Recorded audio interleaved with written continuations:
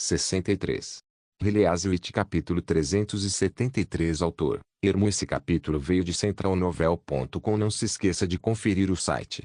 Ferlin estava atrás de sua esposa e sorria gentilmente enquanto a observava escolhendo carne em uma barraca. Após olhar por um tempo para algum item no mercado, os olhos de Irene sempre ficavam sérios. Olha, amor. Cada pedaço de carne tem um preço de acordo com o seu peso, então você não precisa gastar tanto tempo escolhendo. Não, não é por isso. Irene disse resoluta. Eu sei que você gosta de carne magra, mas sem a gordura, a comida não terá nenhum sabor. Uma camada de gordura para cada camada de carne magra fará as melhores costelas, e também é ideal para fatiar e fritar. Por isso que eu preciso escolher com cuidado. Ferlin riu com vontade e respondeu, tudo bem, leve o tempo que precisar. Eu vou ali comprar um saco de trigo. A fila é bem longa, então quando você terminar, venha e me encontre. Tudo bem. Irene respondeu sem nem virar a cabeça. Ferlin balançou a cabeça impotente e avançou em direção à barraca de trigo no mercado de conveniências. Desde que a neve começou a cair, Lord Roland tinha colocado galpões de madeira, que funcionavam como escudos de vento, ao redor do mercado. Ele também postou especialmente um anúncio de que, mesmo sendo inverno, as vendas no mercado não parariam. Isto implicava que durante os longos meses dos demônios, Vila Fronteiriça continuaria a ser provida de um fornecimento estável de comida. Para as pessoas da vila, essa medida efetivamente lhes concedeu uma tranquilidade ímpar. Em comparação com a barraca de carne, a barraca de trigo era muito mais frequentada pelos clientes. Uma longa fila foi formada em frente ao balcão, enquanto ao redor da fila havia dois membros da patrulha usando uniformes pretos cuja tarefa era manter a ordem. Em Vila Fronteiriça, eles receberam um nome único, policiais. Luz da manhã já se acostumara a ver todos os tipos de iniciativas incríveis de Lord Roland, e uma mudança de nome não parecia grandes coisas. Mas ele sabia que o nome membros da patrulha era comumente associado a ladrões e rufiões, e, portanto, mudar o nome deu uma impressão totalmente diferente. Boa tarde, Sr. Euteque. Alguém na fila o reconheceu. Você também veio comprar trigo? Fique aqui comigo, eu posso te dar o meu lugar. Não, não precisa. Ferlin acenou com as mãos e ficou no final da fila. Obrigado. Ah, você é bem famoso, sabia? Um homem de meia idade na sua frente riu. O antigo primeiro cavaleiro da região oeste, de fato. Ferlin ficou ligeiramente atordoado. Você conhece o meu passado? Ah, claro. Isso não é segredo em Vila Fronteiriça. O homem tocou seu próprio queixo e sorriu. Meus filhos e filhas gostam muito de você. Desde que meu filho mais velho, Nat, soube quem você era, ele fica o tempo todo nos dizendo quanto ele quer se tornar um cavaleiro também. Ah, mas tudo isso está no passado. Ferlin balançou a cabeça. E Sua Alteza não precisa mais de cavaleiros. Isso é porque nós temos o primeiro exército. O homem disse casualmente, no passado, eu não me atreveria a falar assim com você. De fato, enquanto ele ainda era um cavaleiro do duque, a maioria das pessoas comuns nem sequer se atrevia a olhar diretamente para ele. Os rumores sobre Ferlin estavam repletos de inveja e admiração, mas mais comumente, medo. A única pessoa que se atrevia a fazer contato visual com ele, e que era capaz de falar diretamente com ele sem os maneirismos da ética nobre, era Irene. A primeira vez que se encontraram em um teatro, o coração de Ferlin encontrou seu lar.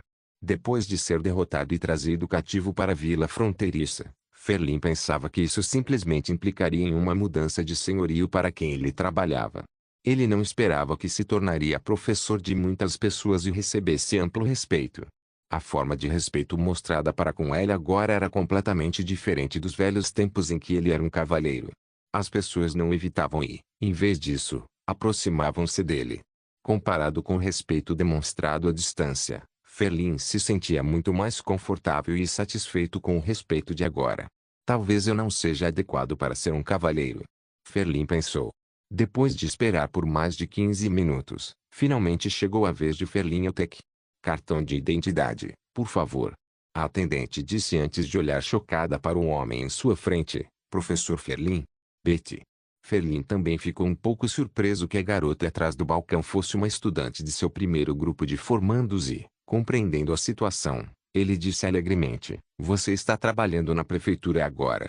Sim, Betty sorriu demonstrando alegria e se inclinou para contar a Ferlin, como se ainda estivesse na escola. Eu ainda estou em treinamento, mas já trabalho para a prefeitura, mais precisamente no departamento de agricultura. Ferlin não queria que as pessoas atrás dele esperassem, então ele apressadamente apresentou seu cartão de identidade junto com 6 peças de prata. Eu quero comprar um saco médio de trigo. Certo. Betty registrou o nome de Ferlin no livro e gritou em direção ao quarto dos fundos. Um rapaz saiu do armazém e colocou um saco de trigo no balcão. As pessoas não podiam inspecionar ou selecionar as mercadorias nesta banca, pois cada saco era preenchido antecipadamente e classificado como grande, médio ou pequeno de acordo com seu peso.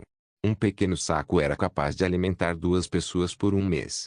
Os preços dos alimentos eram fixos e dificilmente mudavam de preço. Os cartões de identidade tinham que ser apresentados durante a compra, e o volume de compras de cada cliente era limitado.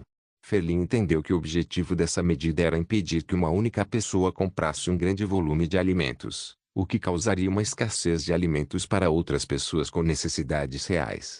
Professor, quando tiver tempo, venha até a minha casa fazer uma visita.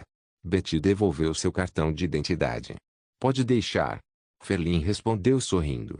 Ele carregou o saco e andou para o lado para que a próxima pessoa pudesse fazer sua compra. Irene ainda estava longe de ser vista, e ele imaginou que ela acabou se interessando por outros produtos.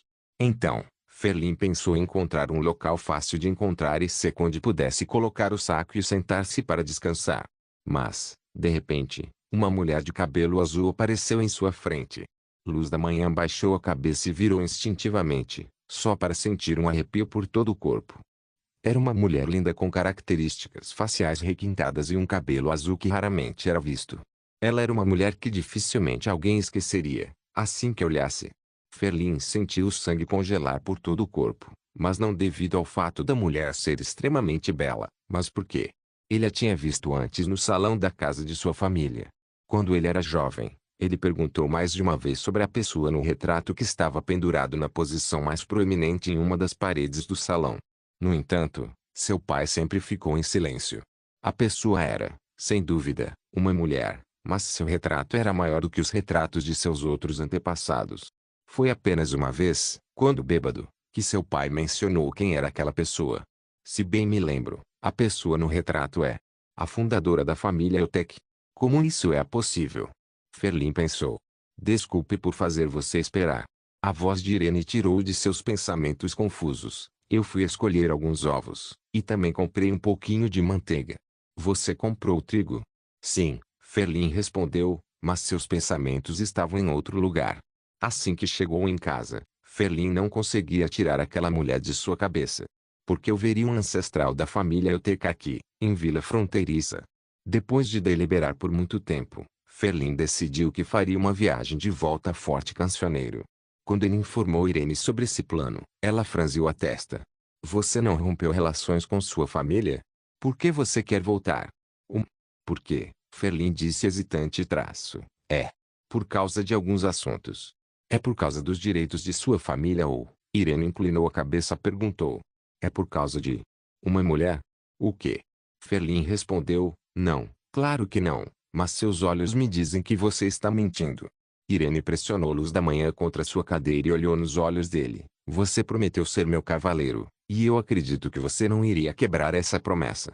É por isso que agora estou me sentindo tão curiosa. Que segredo é esse que você não pode nem contar para mim? Eu quero que você se lembre, lá na casa da fazenda nos arredores de Forte Cancioneiro, nós prometemos não esconder nada um do outro. Ferlin olhou nos olhos claros e bonitos de sua mulher. Ela sempre gostava de compartilhar todos os seus momentos com ele, sejam bons ou ruins. Apesar de experimentar tantas dificuldades juntos, Irene nunca mudou. Ferlin respirou fundo e segurou-a nos braços. Com um tom suave, ele contou a ela sobre o que viu. Então foi isso que aconteceu. Depois de ouvir sua história, Irene assentiu, então pode ir. Você acredita em mim? Respirando fundo e sendo sincero consigo mesmo, nem Ferlin acreditava em algo tão absurdo, como um ancestral ainda vivo. Claro. Irene disse, piscando, desta vez, você não desviou o olhar. Release capítulo 374. Tendo se separado de sua família, Ferlin não tinha mais autorização para retornar ao domínio dos Eutecs. No entanto, ele não estava fazendo isso para resolver suas próprias dúvidas, mas por causa de seu pai. Durante um banquete em particular, Sir Euteco falou sobre a mulher do retrato, ressaltando com um discurso muito emotivo, que a linhagem Euteca existia apenas por causa de sua benevolência, mas que ela fora traída pelos ancestrais dos Eutec. Ferlin não entendeu as palavras de seu pai naquela época, mas a expressão do seu pai ficou bem gravada em sua mente, demonstrando remorso pelo comportamento de seus ancestrais, como se tivesse sido um duro golpe. Bem, já que meu pai demonstrou remorso pela atitude dos antigos, será que existe uma chance de remediar a situação?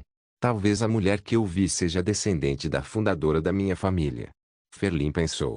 Em todo caso, Ferlin deixou sua família apenas porque não queria se separar de Irene. Como o filho mais velho, sua família não poderia aceitar que Ferlin se casasse com uma plebeia.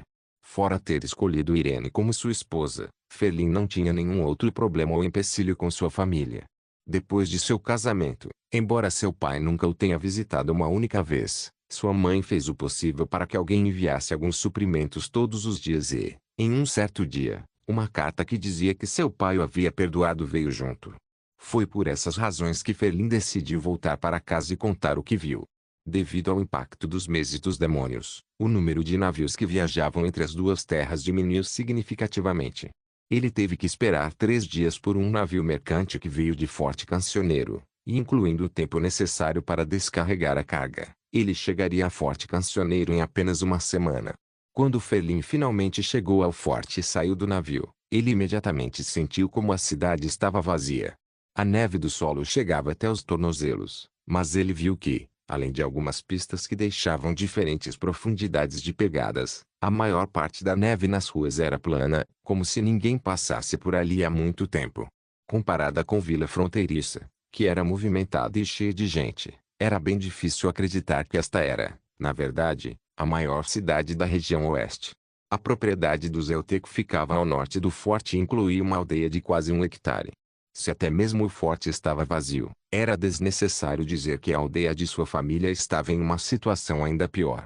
Enquanto o cocheiro levava Ferlin ao longo da estrada em direção à mansão de sua família, ele viu corpos de pessoas famintas no caminho.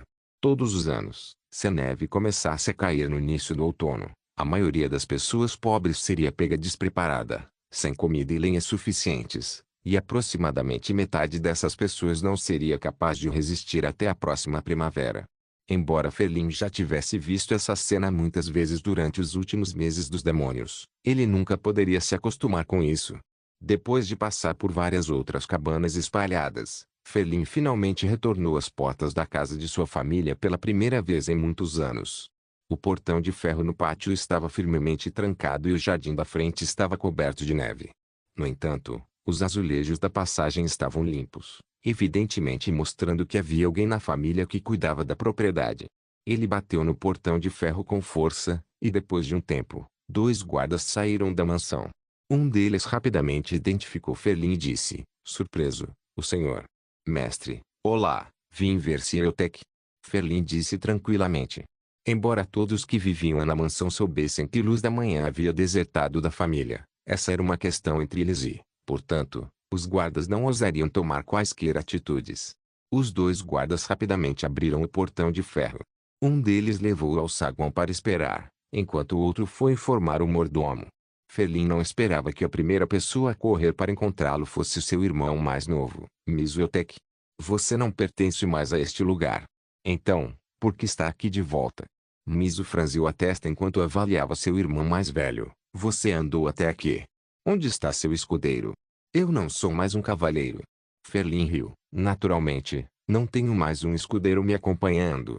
Ah é, eu quase esqueci que você foi brutalmente derrotado pelo príncipe de Vila Fronteiriça e se tornou seu prisioneiro. Ele libertou você ou o quê? Miso bufou. Então você está aqui porque não tem mais dinheiro para aguentar o inverno todo. Eu posso te dar um pouco, mas você tem que ir embora. A atitude de seu irmão fez Ferlin suspirar. Era compreensível que ele se comportasse dessa maneira. Afinal, Miss Euteco era atualmente o herdeiro aparente da família e, naturalmente, não queria vê-lo voltar e causar complicações. Eu não estou aqui por dinheiro, e não tenho intenção de brigar pela herança. Luz da Manhã disse em voz baixa, Sua Alteza me designou para ser professor e estou muito satisfeito com a minha vida atual. Professor? Miso ficou espantado. Não me lembro de você possuir tanto conhecimento que possa ensinar outros membros da nobreza. Eu não ensino nobres, mas sim pessoas comuns a ler e escrever. Ensinar plebeus, Miso zombou. A mentira que você está fabricando está ficando mais interessante. Essa esposa civil fez você perder a cabeça. Já chega. Uma voz baixa foi ouvida vindo de trás, fazendo com que Miso tremesse. Jafelin olhou e viu que era seu pai, Sir Euteque. Irene não é inferior à nobreza. Tudo o que lhe falta é status. É grosseiro continuar falando sobre isso. Pai, Miso exclamou. Sir Euteque não prestou atenção em seu filho mais novo e perguntou diretamente a Ferlin. Eu ouvi o guarda mencionar que você tem informações para mim. Sim. Ferlin fez uma reverência e disse. Entre no meu escritório. Ferlin seguiu seu pai até o escritório no segundo andar da mansão. Quando passou pelo corredor, ele aproveitou a oportunidade para dar uma olhada no retrato da parede. A mulher de cabelos azuis apareceu diante dele mais uma vez, parecendo exatamente como ela era no mercado de conveniências. Em comparação com os outros retratos na parede, o retrato dela parecia mais vívido e muito mais detalhado, de tal forma que até a pinta próxima ao canto do olho era claramente visível. Quando eles entraram no escritório, seu pai foi o primeiro a falar. Durante uma apresentação de teatro no outono, eu tive a chance de ver sua esposa. Sua pele estava excelente, e suas habilidades de atuação não estavam atrás quando comparadas às de senhorita Mai. Parece que vocês dois estão se dando bem. De repente, Ferlin sentiu seus olhos se enchendo de lágrimas. Ele não esperava que seu pai mencionasse isso primeiro. Após um breve momento de silêncio, ele assentiu e disse, de fato. Temos nossa própria casa em Vila Fronteiriça e planejamos ter um filho depois dos meses dos demônios. Isso é ótimo. Sir Euteque tomou um gole de sua xícara de chá. Deve ser difícil vir de Vila Fronteiriça neste tempo. Qual é a informação? Luz da Manhã segurou suas emoções e respondeu, eu vi uma mulher enquanto estava no mercado. Ela se parecia exatamente com a mulher de cabelos azuis do grande retrato no corredor. As mãos de seu pai tremeram e ele quase derrubou sua xícara de chá. Ele levantou a cabeça com os olhos arregalados e perguntou, o que você disse? O cabelo azul é bastante raro e sua beleza era inconfundível. Tenho certeza de que não vi nada errado. Ferlin respondeu, ela poderia ser uma descendente da pessoa no retrato. Impossível. Essa pessoa era. Sir Euteque fez uma pausa e balançou a cabeça. É impossível para ela ter descendentes. É mesmo. Ferlin olhou para baixo. Então talvez eu esteja errado. Você correu todo esse caminho até aqui só por causa disso? Sim, porque eu lembro que o senhor uma vez expressou seu remorso. Sir Euteque baixou a cabeça e ponderou por um momento. Ela realmente é parecida? Sim, com exceção de uma ligeira diferença no comprimento do cabelo, Ferlin lembrou o traço. Fora isso, todo o resto é idêntico. O senhor sabe, desde que nasci, eu só vi essa cor de cabelo naquele retrato, por isso prestei bastante atenção. Ela pode não ser a descendente dessa pessoa. Sir Euteque disse timidamente, porque pode ser exatamente a pessoa que está no retrato. Ferlin quase não podia acreditar no que seu pai estava dizendo. Essa ideia parecia ainda mais inconcebível do que sua própria imaginação. A pessoa do retrato. O senhor quer dizer que ela viveu por mais de 400 anos. Eu não queria contar a você sobre isso. Sir Euteque levantou-se e disse, afinal, ela é uma bruxa, por isso tudo é possível. Siga-me. Para onde? Para o porão. Eu tenho algumas coisas para mostrar a você. Sir Euteque disse devagar, a herança de nossos ancestrais inclui uma relíquia que ela deixou para trás. Release capítulo 375. Ferlin conhecia muito bem o porão da mansão Euteque. Quando ele era jovem, este lugar costumava ser seu parquinho pessoal. Ele adorava encontrar todos os tipos de artefatos estranhos nas caixas empoeiradas. É claro que, por essa razão, ele frequentemente apanhava de seu pai e acabava sendo proibido de entrar sozinho no porão, mas ele sempre descobria uma outra forma de entrar sorrateiramente. Desta vez, Sir Euteque levou-o para a sala de pedra mais distante. As 4 paredes da sala estavam incrustadas de cristais azuis pálidos do tamanho de um punho. Ferlin respirou profundamente ao presenciar tal cena. Para sua surpresa, cada bloco de pedra era uma pedra da retaliação divina de alta qualidade.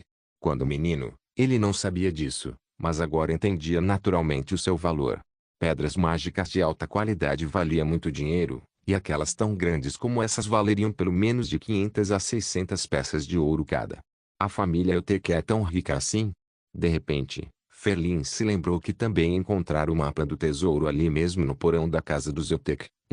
As caixas estavam dispostas em um círculo na sala de pedra, e o arranjo era semelhante à impressão em sua memória. Sir Euteque tirou um punhado de chaves do bolso e abriu a caixa maior do círculo. Depois de um som alto de rangido, uma nuvem de poeira se elevou de uma só vez. Ferlin prendeu a respiração e olhou dentro da caixa. O interior estava dividido em numerosas camadas, semelhantes às caixas de maquiagem usadas pelas jovens nobres damas, só que havia gemas de cores diferentes em todas as camadas. Isso é a herança de nossos ancestrais? Ferlin pensou, mas seus pensamentos foram interrompidos pela fala de seu pai. Faz muito tempo que não venho aqui. Sir Euteque suspirou. Toda vez que vejo essas pedras mágicas, eu me lembro dos eventos passados que meus ancestrais me contaram. Pedras mágicas? Ferlin perguntou surpreso. Sim, elas são tesouros que só bruxas são capazes de usar. Sir Euteque assentiu. Essa é uma longa história. Nossa família foi estabelecida sob as bênçãos de uma bruxa. O pai de Ferlin começou a contar sobre a família e sua história. Alguns dos detalhes de sua história eram diferentes do que Ferlin ouvira quando criança. O primeiro antepassado Euteque, na verdade, não era da região oeste, mas sim das remotas e inexploradas terras selvagens, localizadas além da cordilheira intransponível.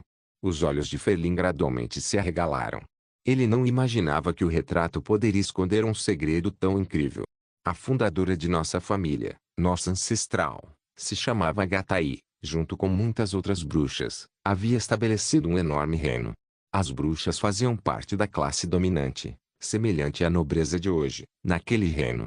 Só que um ataque dos demônios do inferno forçou a gata a conduzir um grupo de pessoas em direção à Torre de Pedra na Floresta das Brumas para coletar os materiais e demais experimentos, enquanto outro grupo de pessoas seguiu as tropas para as terras onde hoje está estabelecido o Castelo Cinza. Durante a batalha final, os sobreviventes fugiram em direções diferentes. Naquela época, a terra em que Castelo Cinza fora construído era estéril e desolada. Nosso ancestral era do outro grupo? Ferlin perguntou com a garganta seca. Sim. Ele costumava administrar todos na casa de Agatha, responsável por cuidar dos outros criados e demais afazeres. Logo, ele deveria segui-la para a floresta, mas acabou ficando com medo e sugeriu a sua mestra para ficar para trás e cuidar dos materiais. Seu pedido foi aceito. Sir Euteque falou em voz séria. Você sabe o que tudo isso significa? Ferlin assentiu. Segundo a descrição de seu pai, seu ancestral era alguém em quem a gata confiava profundamente e deveria ter acompanhado sua mestra para onde quer que fosse, a menos que fosse ordenado o contrário. De certo modo, propor ficar para trás era praticamente a mesma coisa que traição, mesmo que sua mestra não houvesse recusado. Quando chegou à região oeste, ele começou a sentir remorso pelo que fez e registrou seus sentimentos em um livro. Sir Euteque tirou um livro de capa preta de outra caixa e entregou ao filho. Sua mestra nunca voltou, e depois disso, ele se separou da aliança e deixou o campo de refugiados. Ele levou muitos criados com ele e se estabeleceu neste pedaço de terra, que ainda não havia sido cultivado. Ferlin pegou o livro de capa preta sem abri-lo. Em vez disso, ele pensou em algo assustador. Se as bruxas lutaram contra os demônios antes, então por que agora elas são tratadas como servas do diabo? Ferlin pensou, essa história está muito mal contada. Então, isso significa que você sabia desde o começo que tudo o que a igreja estava fazendo era errado? Ferlin perguntou. Eu sabia, mas não podia fazer nada. Sir Euteque disse calmamente, se uma bruxa fosse encontrada em nosso território, eu definitivamente ajudaria ela a se esconder. Mas em outras localidades de Forte Cancioneiro, eu não seria capaz de ajudar, por causa do desacordo com Duque Rian. Ele odiava mais as bruxas do que a igreja. E se bem me lembro de nossos ancestrais, é evidente que eles fizeram o mesmo que eu. Exceto que eles nunca informaram as bruxas sobre o que aconteceu no reino das bruxas. Essas bruxas ainda estão aqui em casa? Não, tem muito tempo, elas já estão todas enterradas. Sir Euteque abriu as mãos. Era muito raro viver até os 60 ou 70 anos de idade. Afinal, elas também são seres humanos, envelhecem e morrem como a gente. Mas o Senhor acredita que nossa fundadora ainda pode estar viva. Esta é apenas uma possibilidade, pois as bruxas têm muitas habilidades diferentes, mas são incapazes de gerar filhos. Daí eu fiz essa suposição.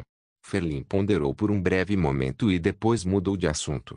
Nossos ancestrais nunca pensaram em entrar na Floresta das Brumas para encontrar a fundadora gata. Mais fácil falar do que fazer. Seu pai balançou a cabeça. Se até as bruxas não puderam retornar em segurança, os mortais comuns que entrassem na floresta simplesmente estariam cavando a própria cova. Além disso, há 400 anos, a região oeste era um deserto com feras e florestas por toda parte. Era extremamente difícil de morar e de se estabilizar e por isso não houve tempo para cuidar de outras questões. Mas os nossos ancestrais de fato expressaram em seus testamentos o desejo de que algum dia um descendente entrasse na torre de pedra da Floresta das Brumas, mesmo que fosse só para dar uma olhada. Luz da manhã inspirou profundamente e abriu o livro cheio de poeira. Desde a primeira página, ele já sentia um arrependimento escrito entre as linhas. Grande parte do texto havia desaparecido com o tempo, mas talvez por essa razão os sentimentos pesados de seus ancestrais se tornaram ainda mais fortes. Depois de ler por um longo tempo, ele finalmente virou para a última página do livro, onde os testamentos, que pareciam mais desejos não realizados, foram escritos. Esta era, com toda certeza, a página que fez seu pai ficar emocionado naquela noite, quando ele estava bêbado. Como um ex-cavaleiro, ele sabia o que isso significava. O senhor precisa de mim para encontrá-la? Ferlin perguntou depois de um breve silêncio. Se ela for realmente a gata, então ela deve estar no castelo do príncipe. E até onde eu sei, muitas bruxas também estão reunidas lá. Bruxas estão reunidas no castelo? O antigo cavaleiro perguntou, imerso em pensamentos. Não me admira que Forte Cancioneiro tenha feito um anúncio para recrutar bruxas há poucos dias. Parece que Sua Alteza está decidido a se tornar um inimigo da igreja. Então, ele balançou a cabeça e disse, não, você não precisa encontrá-la. O senhor não quer vê-la? Ferlin perguntou, surpreso. Não é correto um ancestral visitar seus descendentes. Se Ereuteque riu, então, seremos nós que iremos visitá-la. Espere, nós. Sim, vou com você para a vila fronteiriça. O pai de Ferlin acariciou o queixo e sorriu. Leve todas essas coisas. Se ela for realmente a gata, o último desejo de nossos ancestrais pode finalmente ser cumprido. Release capítulo 376. O que é isso? André perguntou enquanto mastigava o peixe seco. O príncipe do reino de Castelo Cinza sempre estava inventando alguma coisa. Desta vez, ele criou um equipamento feito de tubos de latão fundidos um embaixo do outro. Ana havia fundido os tubos e Soraya havia pintado uma camada macia de revestimento mágico ao redor.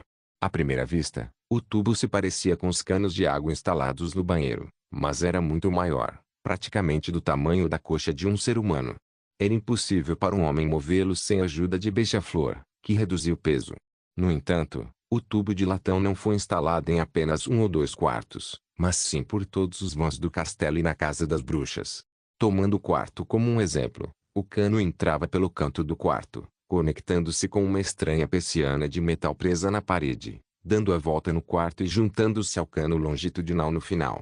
Esse grande projeto chamou a atenção de muitas bruxas, tanto da Aliança quanto de Ilha Adormecida, que ficaram em volta querendo ver todos os detalhes. E então? Alguém sabe o que é isso? Roland sorriu misteriosamente e continuou. Quem acertar vai ganhar mais uma porção de pão de sorvete no jantar.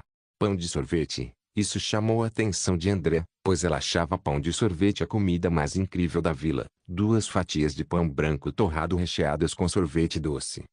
Eu nunca vi nada igual antes no Reino do Alvorecer. Ela imediatamente se apaixonou pelo sabor e textura no momento em que experimentou. Apesar de ser provocada por cinzas repetidamente por causa disso, ela ainda iria comê-lo. Caso contrário, seria praticamente uma tortura para ela ver as sobras dessa sobremesa deliciosa no prato. Isso é para fornecer água para os quartos? Cinzas perguntou, franzindo a testa. Claro que não. Andrea fez beicinho para si mesma. Afinal, o cobre não era barato. Já que os pequenos canos do banheiro poderiam distribuir água, por que usar um cano enorme desses? No entanto, considerando que ela sempre foi provocada pelas insinuações de Cinzas, como quem teve o gosto corrompido pela culinária bárbara das florestas de Vila Fronteiriça.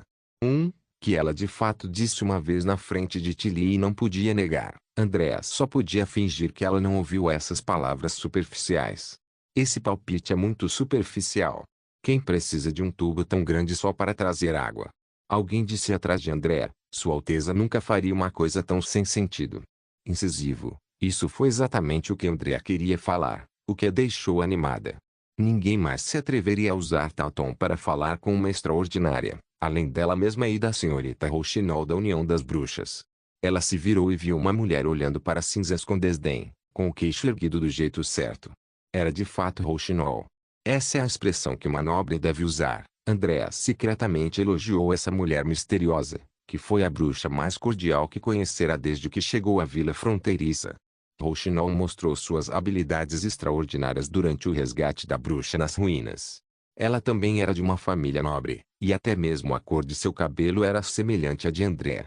Nas batalhas contra as bestas demoníacas híbridas na muralha da vila, Rouxinol reconheceu sua habilidade e compartilhou peixe seco com ela. Ela estava apenas agindo como uma nobre. E o mais importante, ela também não gostava de Cinzas.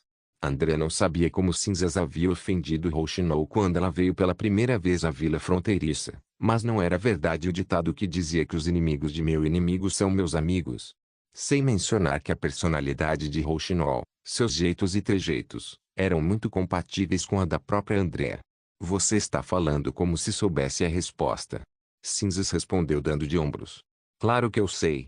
Rouxinol sorriu e respondeu: Eu estava no escritório quando Sua Alteza estava desenhando o projeto. Eu vi todos os projetos sendo elaborados. Não é justo, Luna murmurou. Sim, Rouxinol não está participando da brincadeira. O príncipe disse, ao mesmo tempo em que suas palavras deixavam a expressão orgulhosa de Rouxinol transformar-se em uma de espanto e decepção. Uma dica para vocês: esses tubos são apenas partes do sistema, então vocês também podem investigar outros lugares para encontrar a resposta. Magia voou para fora do quarto com raio imediatamente, e as outras bruxas não ficaram muito atrás. Todas se dispersaram, tentando observar o cano mais de perto e ver até onde iria. Andrea ficou para trás de propósito. Quando todas saíram, ela piscou para Rouxinol e chamou ela até a porta. O que é isso? Andrea sussurrou. Vou dividir metade do pão de sorvete com você se eu acertar. Eu também não sei. A resposta de Rouxinol a chocou. Mas você acabou de dizer que olhou todos os projetos, não foi? Sim, mas do mesmo jeito que acontece com o livro Fundamentos Teóricos da Ciência Natural. Mesmo que você entenda as palavras, você consegue entender o significado? Andrea abriu a boca, mas descobriu que Rouxinol estava certa. Ela tentou aprender o que estava escrito no livro, mas não entendeu nada. Receio que só Ana tenha a capacidade de entender a intenção de Sua Alteza simplesmente olhando seus desenhos. Rouxinol disse. Se você perguntar a ela, com certeza ela lhe dirá a resposta. Depois que Rouxinol saiu, Andrea hesitou por um longo tempo. No final, ela não perguntou a Ana, não por timidez ou constrangimento, mas sim por respeito. Ela não tinha medo de criminosos hediondos nem do cruel exército da punição divina, mas essa jovem com menos de 20 anos a deixava maravilhada. Andrea lembrou-se de um dia quando passou pelo escritório do príncipe e ouviu a conversa de Ana e Sua Alteza. A conversa deles ainda lhe dava arrepios agora. Aqueles termos estranhos, como cálculo de ângulos, determinação da órbita, ponto de queda de um objeto após seu lançamento e a conversão de energia cinética para energia potencial em um estado ideal. Tudo isso a deixou petrificada, sem rumo. As duas eram bruxas, mas por que Ana conseguia falar fluentemente tais termos que Andrea não entendia? Daquele momento em diante, Andrea criou uma admiração profunda por Ana. Ela achava que Ana era um tipo de pessoa totalmente diferente dela, no mesmo nível de Ladite e Lee. Como ela não podia pedir a resposta, ela só podia confiar em si mesma. Andrea deu a volta para explorar cada um dos quartos de acordo com o conselho de Sua Alteza. Ela descobriu que havia uma pequena grade retangular de metal que isolava os canos do quarto onde a instalação terminava, como se fosse para impedir que alguém tocasse nessa parte dos canos. Tirando aquela Bárbara das Cinzas, se fosse uma pessoa normal que tocasse nesses canos, provavelmente eles não conseguiriam causar nenhum dano, já que são tão grossos.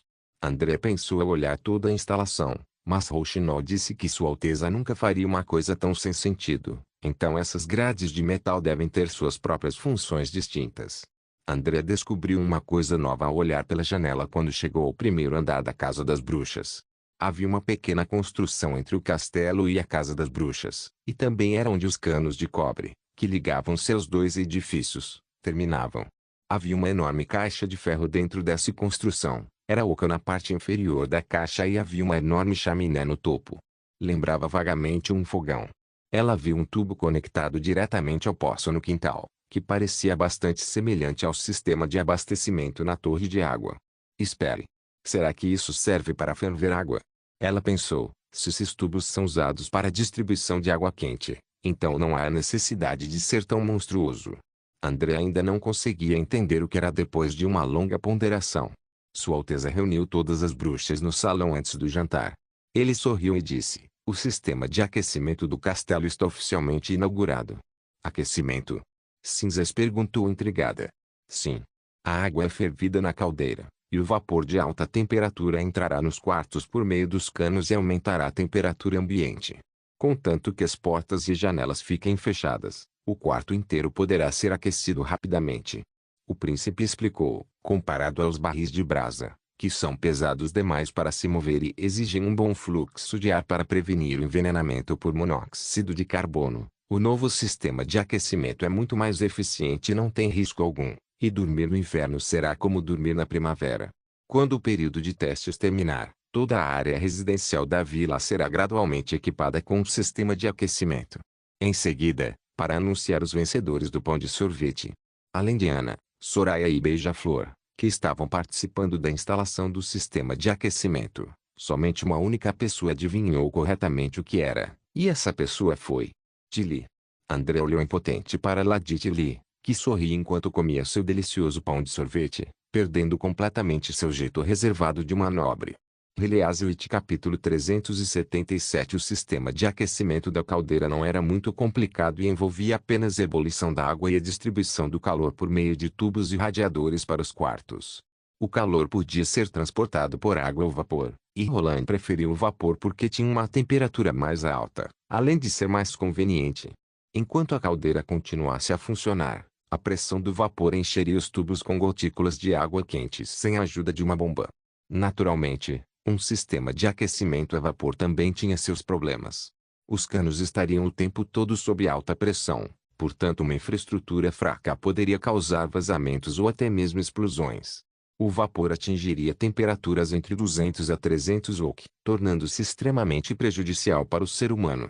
Dessa forma, Roland precisava estabelecer altos padrões de segurança para o sistema de aquecimento a vapor. A técnica de soldagem da chama negra de Ana, combinada com o revestimento de Soraya, garantiu a integridade do sistema e reduziu esses riscos ao mínimo. Roland também instalou uma válvula automática na caldeira, que tinha os mesmos princípios mecânicos do regulador centrífugo em um motor a vapor. Quando a pressão do forno estivesse muito alta, a rotação em alta velocidade do regulador puxaria a válvula para cima, liberando o vapor e baixando a pressão. A última medida de segurança foi implementada entre a caldeira e os dois principais tubos de aquecimento. Roland pediu a Ana para esculpir várias ranhuras em torno do tubo de conexão de cobre, a fim de diminuir sua força, assim como no design de latas de alimentos. Mesmo se a válvula de pressão não funcionasse, a explosão ainda seria contida na caldeira e não prejudicaria ninguém no quarto. O castelo foi completamente transformado após o sistema de aquecimento estar em funcionamento. As grossas roupas de inverno das bruxas foram substituídas por roupas de outono sem forro. Ver as garotas conversando e rindo em seus trajes coloridos deixou Roland muito mais animado para trabalhar. Claro, essas instalações só poderiam atuar como um complemento ao seu estilo de vida e ajudar a criar um ambiente de trabalho melhor. Sua próxima tarefa era muito mais importante e decidiria o futuro da região oeste. Ele tinha que encontrar uma maneira de produzir amônia sintética e reduzir a dependência de nitrato, o que permitiria que a produção de explosivos químicos alcançasse novos patamares e satisfizesse a quantidade necessária para usar armas de fogo automáticas. Se ele conseguisse isso até o final do inverno, sem dúvida sua ofensiva planejada na primavera poderia ocorrer sem problemas. Roland convocou Kelicichi e Agatha ao seu escritório. Como vocês dois estão trabalhando juntos nesses últimos dias? Ele perguntou com um sorriso no rosto. Kelicichi era o alquimista-chefe de vila fronteiriça, mas além de seu amor pela alquimia, ele mal se importava com os sentimentos ou opiniões das pessoas. Por outro lado, Agatha veio do reino das bruxas há 4 séculos e era uma orgulhosa integrante da Sociedade Expedicionária, a mais prestigiada instituição de pesquisa daquele reino. Ambos eram pessoas diretas e tinham personalidades fortes. Roland estava frequentemente preocupado que eles pudessem brigar uma hora ou outra, mas ele precisava que eles trabalhassem juntos para produzir nitroexplosivos e amônia. Assim, ele precisava verificar pessoalmente como eles estavam trabalhando, porque se eles estivessem tendo problemas com conceitos e métodos, só ele seria capaz de resolvê-los. Muito bem. As palavras de Killy deixou Roland chocado. As habilidades da senhorita Agatha são de grande ajuda para meus experimentos. Eu encontrei a temperatura ideal para a síntese estável da nitrificação do glicerol, e não houve problemas com a preparação do laboratório, então estamos atualmente testando os equipamentos de produção industrial. Nada disto seria possível sem os equipamentos de gelo. Oh, me perdoe, eu estava tão ocupado que me esqueci de informá-la sobre isso. Killy fez uma pausa e continuou, a propósito. Se você me chamou aqui somente para perguntar isso, posso voltar para o meu laboratório agora. Ainda tenho muitas coisas para fazer. É isso mesmo. Roland olhou para a gata e ela assentiu. Sir Killy possui um conhecimento extraordinário, especialmente no que diz respeito aos elementos, o que é um pouco semelhante ao da sociedade expedicionária. Estamos cooperando muito bem, e se ele estivesse em Taquila, ele definitivamente teria sido aceito pela aliança. Será que pessoas mais diretas, que falam sem rodeios, se dão melhores umas com as outras do que com os demais? Bem, parece que eu me preocupei à toa. Mas por que eu sinto que Killy age com mais respeito com a gata do que comigo? Ah, que triste. Roland pensou consigo mesmo, limpou a garganta e disse, então estou aliviado. Eu chamei vocês dois aqui porque preciso de uma nova pesquisa. Por favor. Killy se animou assim que ouviu a palavra pesquisa. Como eu disse anteriormente, há muitos gases diferentes no ar, e é hora de começarmos a usá-los. Conforme está escrito no Química Elementar, oxigênio e nitrogênio compõem 99% do ar, e eu preciso separar esses dois gases para a produção química. Roland explicou. Killy contemplou por um momento e perguntou, você quer dizer que devemos separá-los usando suas diferentes características, como seus diferentes pontos de ebulição e pontos de fusão? Exatamente. Roland assentiu, condensar e reaquecer os gases. Como a temperatura de ebulição do nitrogênio é menor que o oxigênio, ele pode ser destilado primeiro. Como a temperatura necessária está muito abaixo do ponto de congelamento da água, o experimento é difícil de ser conduzido com métodos convencionais, por isso que as habilidades de Agatha são cruciais. Transformando o ar em líquido. Killy disse, acariciando a barba, parece muito interessante. Se a temperatura for baixa o suficiente, eles poderiam até mesmo congelar. Roland sorriu. O alquimista provavelmente nunca sonhou que o gás, aparentemente invisível e não palpável, pudesse ser manuseado dessa forma por uma pessoa, claro, desde que fossem tomadas medidas adequadas para evitar o congelamento dos pesquisadores. Agatha olhou para Roland e perguntou, um pouco confusa, eu li um pouco desse livro, mas não vi nada sobre o ar ser congelado em uma variedade de gases. É difícil distingui-los a olho nu, porque eles estão misturados e não mostram camadas distintas. Roland explicou, o primeiro passo é extrair o dióxido de carbono, que tem a temperatura de congelamento mais alto, mas, devido ao fato do ar ter apenas uma pequena quantidade de dióxido de carbono, nós nem conseguiremos ver sua forma sólida. Bem, após esse passo, o oxigênio e o nitrogênio se fundem em um líquido azul claro. Se você não os separar, parecerá uma substância pura, mas o nitrogênio líquido é incolor. Então, o que devemos fazer? Primeiro, devemos preparar uma torre de destilação. O príncipe sorriu. Este é um projeto muito importante. Não havia dúvida de que depender apenas de Agatha não permitiria a realização desse experimento, pois o vidro quebraria facilmente após repetidas mudanças de temperatura, de modo que para a torre conter o ar líquido, ela deveria ser feita de aço. Isso não seria difícil para Ana, mas ninguém seria capaz de olhar dentro de um recipiente de aço fechado para observar o exato momento da ebulição do nitrogênio. Contudo, Sylvie, com seu olho da magia, poderia observar dentro da torre de destilação sem problemas. Dessa forma, Agatha seria capaz de sentir o consumo de poder mágico até a temperatura de ebulição do nitrogênio, assim como as temperaturas de produção estáveis. Somente a preparação do experimento levou 3 dias. Quando todos os equipamentos estavam em seus devidos lugares, Roland foi ao laboratório de química para supervisionar pessoalmente o primeiro experimento de separação de oxigênio e nitrogênio de Vila Fronteiriça. Release capítulo 378. Agatha, Sylvie, Chaves e Killissichi conduziriam o experimento. Carter, Machado de Ferro, Barovi e todas as outras bruxas da União das Bruxas também foram ao laboratório sob as ordens de Roland, pois era uma experiência de grande significado prático e educacional. O quinto laboratório foi o escolhido para este evento, já que era o maior laboratório e tinha espaço suficiente para todas as pessoas.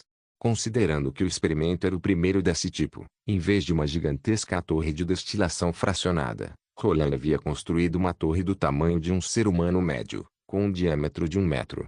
O interior da torre estava dividido em 3 partes.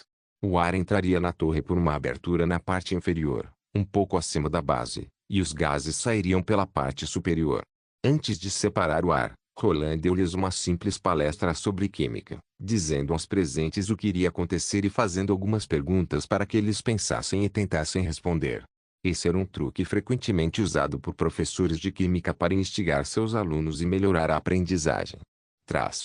Então, teoricamente, quando Agatha esfriar a torre de destilação e diminuir a temperatura interna, o ar ali dentro gradualmente se condensará em líquido e pingará no fundo da torre através dos orifícios das placas.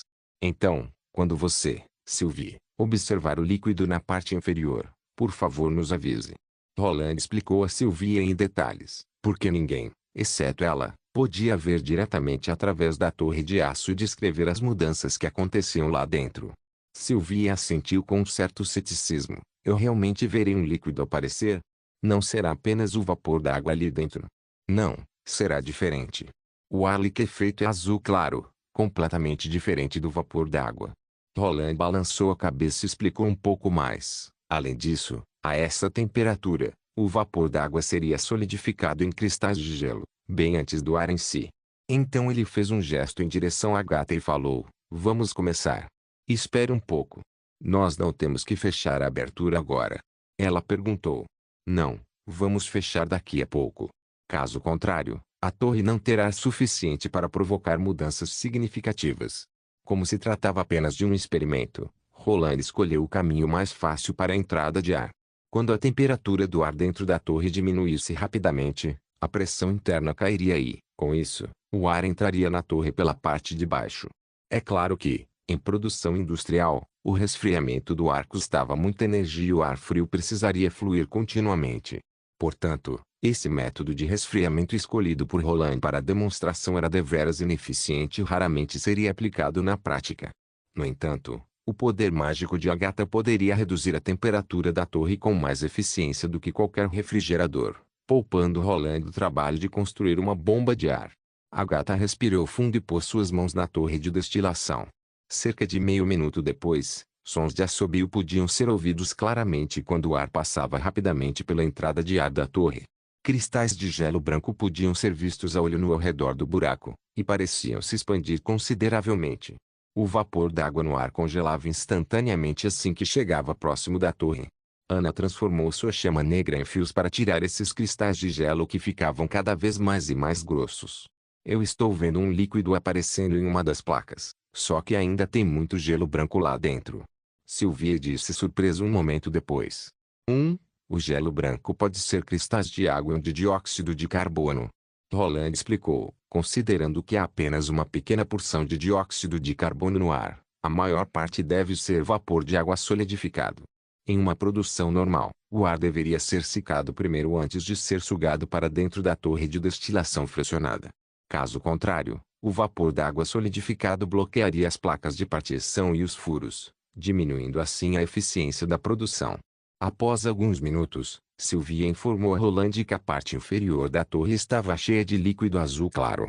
Roland imediatamente instruiu Soraya para bloquear a abertura da entrada de ar, revestindo-a com sua pintura. A próxima coisa a fazer seria aquecer a torre, um passo crucial nesse experimento. Quando o ar liquefeito fosse aquecido, o nitrogênio alcançaria sua temperatura de ebulição, evaporaria e sairia pelo orifício mais alto, enquanto o oxigênio ainda estaria em sua forma líquida. Devido ao fato de que Roland não se lembrava da temperatura exata de ebulição do nitrogênio, e não tinha como medi-lo, Todo o controle de temperatura estaria sob a responsabilidade de Agatha. Se ela conseguisse aquecer a torre de destilação com a temperatura adequada, o gás nitrogênio sairia pelo tubo de escape e o líquido na parte inferior ficaria mais e mais azul, com o oxigênio cada vez mais puro. Felizmente, Agatha estava familiarizada com o controle de poder mágico. Ela ajustou com precisão a faixa de resfriamento, aumentando a temperatura lentamente. Depois de um tempo, Sylvia observou que o líquido dentro da torre estava fervendo. Ao mesmo tempo, ela viu ao lado um recipiente com água borbulhando. A torre de destilação possuía um cano revestido com a magia de Soraya, cuja extremidade estava mergulhada em um recipiente com água. Assim que a água começasse a borbulhar, eles saberiam que havia gás saindo do cano. Killy rapidamente coletou vários frascos de gás, usando o método de coleta de gás por drenagem. Isso é nitrogênio. Lily fez um beicinho e disse, não estou vendo nada. Essa é exatamente a primeira pergunta que fiz agorinha há pouco. Roland disse, como podemos provar que é diferente do ar? Basta testar com um pedaço de madeira em chamas. Tilly respondeu primeiro, se for nitrogênio, extinguirá rapidamente o fogo, pois de acordo com o livro Química Elementar, a combustão da madeira exige oxigênio. Também podemos resfriar novamente para condensá-lo. Agatha disse depois de pensar um pouco, você não disse que o nitrogênio liquefeito é incolor. Que tal derramar o líquido restante na torre e comprovar que ele é oxigênio puro? Ao fazer isso, podemos verificar que o ar é realmente composto de diversos gases. Ana sugeriu. No laboratório, apenas alguns aprendizes espertos propuseram diferentes métodos e começaram uma discussão acalorada, enquanto os outros permaneciam em silêncio. Roland olhou em volta e viu Rouxinol, André, Magie, o primeiro-ministro e o cavaleiro-chefe Carter, todos parecendo confusos e perplexos. Machado de Ferro, o comandante do primeiro exército, por outro lado, sempre mantinha a mesma expressão facial. Roland acreditava que Machado de Ferro provavelmente lhe daria um aceno de cabeça, não importasse o que ele dissesse. Parece que esta aula de química está um pouco acima do nível deles. Roland suspirou em silêncio. Talvez os únicos que poderiam realmente compartilhar a felicidade de Sua Alteza neste momento seriam Killy Sechi e Chaves. Vossa Alteza, é realmente incrível. Chaves, o jovem alquimista exclamou, o senhor provou ser verdade o que está escrito em Química Elementar. Receio que nunca tenha ocorrido aos alquimistas que até mesmo o ar ao nosso redor é tão complexo. Com o oxigênio puro, é possível observar reações de oxidação mais intensas, certo? Eu tenho diversos experimentos para fazer agora. Killy disse emocionado. Roland acenou com a cabeça e, de uma hora para outra, teve uma ideia. O nitrogênio era a matéria-prima mais importante para a amônia sintética. O nitrogênio reage com hidrogênio em alta temperatura e sob alta pressão para formar amônia que, consequentemente, pode ser usada para fabricar fertilizante nitrogenado e sintetizar óxidos de nitrogênio, sendo utilizados para, enfim, produzir ácido nítrico. No entanto, para construir uma linha de produção industrial, muito trabalho ainda precisava ser feito e muitos equipamentos precisavam ser construídos, como bombas de ar e gasômetros a vácuo. Mesmo que papel tenha o poder mágico capaz de funcionar como um catalisador, isso exigiria testes repetidos. Agora, com oxigênio puro e nitrogênio puro, por que não tentar produzir monóxido de nitrogênio? A reação de oxigênio e nitrogênio na natureza não era espontânea porque era uma reação isotérmica que exigia energia externa, como uma descarga elétrica para aquecer o ar instantaneamente até uma temperatura de milhares de graus. É por isso que os locais onde os trovões e os relâmpagos frequentemente ocorriam tinham terras mais férteis, e é por isso que a amônia era frequentemente usada para produzir ácido nítrico na indústria química. O método de produção com descarga elétrica não era uma prática comum, pois custava muita energia e exigia equipamentos de alta qualidade. No entanto, era o método mais eficiente no caso de uma emergência, uma vez que nem sequer requeria qualquer catalisador, apenas uma descarga elétrica constante. De fato, qualquer outro meio que produzisse tais temperaturas extremamente altas semelhantes às das cargas elétricas serviriam para esse propósito. Roland pensou naturalmente na chama negra de Ana. Ele tinha certeza de que seria fácil para Ana manipular sua chama negra para atingir uma temperatura alta o suficiente, da mesma forma que uma poderosa descarga elétrica. Agora, Tudo o que eles precisavam fazer para produzir monóxido de nitrogênio era misturar oxigênio purificado e nitrogênio purificado nas proporções adequadas e despejar a mistura em um recipiente hermético de reação. Roland decidiu tentar esse método. Obrigado por assistir. Até a próxima. Solen Irmãos. Solen Irmãos.